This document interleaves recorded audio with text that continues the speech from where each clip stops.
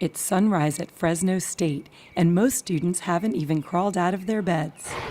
But incoming freshman Hannah Williamson and sophomore Hannah Hawksworth are up and already pursuing their dreams: pig farming and breeding.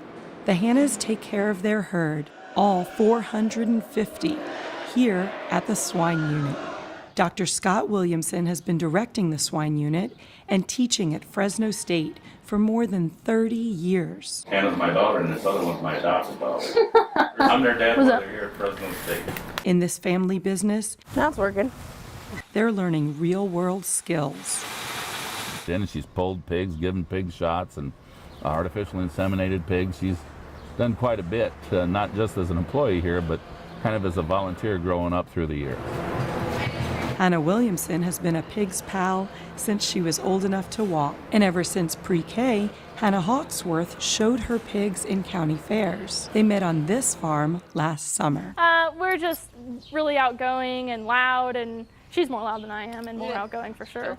That's kind of why my dad's like, oh no, there's going to be two Hannahs. The two Hannahs are going to be working here, you know. Across the farm is Williamson's favorite sow. Then we have my pig, Cherry, out there, who has like the greatest personality. We keep her out there because she loves that place like the best. Cherry loves to get treats, They love sweet stuff. especially her favorite, a Long John donut.